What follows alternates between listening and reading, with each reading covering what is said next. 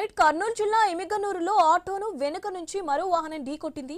ఈ ప్రమాదంలో ఒకరు మృతి చెందగా 12 మంది కూలీలకు గాయాలయ్యాయి. క్షతగాతులను ఎమిగనూరు ప్రభుత్వ ఆసుపత్రికి తరలించారు. ఆదోని మండలం కపాటి గ్రామానికి చెందిన పత్తి కూలీలు మంత్రాలయం మండలం కల్లు దేవకుంటకు వెళ్తుండగా ఈ ప్రమాదం చోటు చేసుకుంది.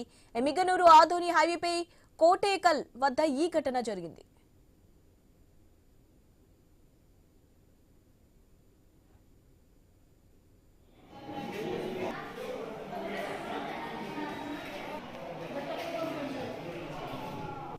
కోటేకల్ క్రాస్ దగ్గర ఈరోజు ఉదయం కొద్దిగా ఆటో రైతు పొలం పనులకని వెళ్తూ ఉంటే కర్ణాటక నుంచి వస్తూ ఉన్నటువంటి మినీ బస్సు యాక్సిడెంట్ చేయడం జరిగింది.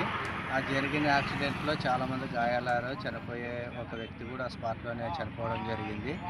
వలస కోసం కూలి పని కోసం వెళ్తున్నటువంటి కర్ణాటక నుండి అతివేగంగా వచ్చి ఢీకొట్టడం జరిగింది. దీన్ని వెంటనే మన అంబులెన్స్ కానీ పోలీసు వారు స్పందించి హాస్పిటల్కి తీసుకెళ్లడం జరిగింది. ఇక్కడ కోటేకల్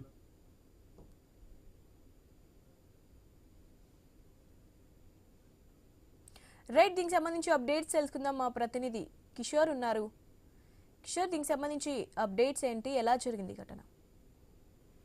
శివాని, ఒక ఎమ్మిగనూరు మండలం కోటేకల్ గ్రామం వద్ద ఘోర రోడ్డు ప్రమాదం చోటు చేసుకుంది.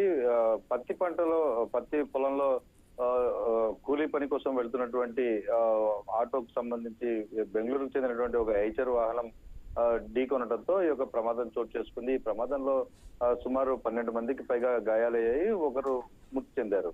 అయితే ఉదయాన్నే ఈ యొక్క పొలంలో కూలీ పనులకు వెళ్తున్నటువంటి కూలీలతో కూడినటువంటి ఆటోకు సంబంధించి ఈ యొక్క ప్రమాదం చోటు చేసుకోవడంతో పక్కనే ఉన్నటువంటి స్థానికులందరూ కూడా గాయపడిన వారిని తక్షణమే ఎమ్మిగనూరు ఆసుపత్రికి తరలించారు. అయితే ఈ యొక్క ప్రమాద ఘటన మీద పోలీసులు కేసు నమోదు చేసుకుని దర్యాప్తు చేస్తున్నారు. అయితే అతివేగంగా ఐచర్ వాహనం రావడం, ఆటోను ఢీకొనడంతో ప్రమాదం జరిగిందని స్థానికులు చెప్తున్నారు. Shiva, right, thank you Kishore.